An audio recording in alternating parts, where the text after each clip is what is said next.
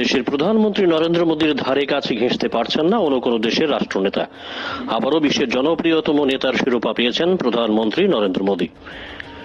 Morning consult নামে মার্কিন যুক্তরাষ্ট্রের একটি সংস্থার করা সমীক্ষায় ভারতের প্রধানমন্ত্রীকেই জনপ্রিয়তম রাজনীতিবিদ হিসেবে বেছে নিয়েছে মানুষ। এই সমীক্ষার মানদণ্ড অনুযায়ী প্রায় ৭৬% রেটিং নিয়ে শিরোপা জিতেছেন নরেন্দ্র মোদী। দ্বিতীয় স্থানে থাকা মেক্সিকোর president Andres Manuel Lopez Obrador থেকে প্রায় ১০% বেশি পয়েন্ট পেয়েছেন ভারতীয় প্রধানমন্ত্রী।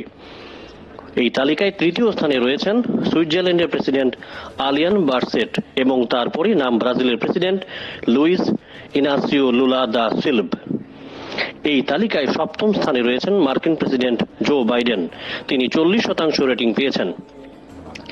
বিশ্বের মোট ২২ জন রাষ্ট্রনেতাকে নিয়ে এই সমীক্ষা করেছিল মার্কিন সংস্থাটি।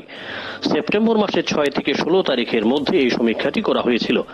এই সমীক্ষায় সমস্ত রাষ্ট্রনেতাদের মধ্যে সব থেকে কম নেতিবাচক রেটিংও পেয়েছেন ভারতীয় প্রধানমন্ত্রী নরেন্দ্র মোদী, মাত্র ১৮%। মর্নিং কনসাল্ট সংস্থার আগের সমীক্ষাতেও শীর্ষস্থান দখল করেছিলেন মোদী। ৩ রাজ্যে ভোটে বিপুল জয়ের পর আসন্ন লোকসভা নির্বাচনের আগে মোদীকে সামনে রেখে প্রচারের যে আরও একটি অস্ত্র পেয়ে গেল পদ্মশিবির, এটা বলার অপেক্ষা রাখে না।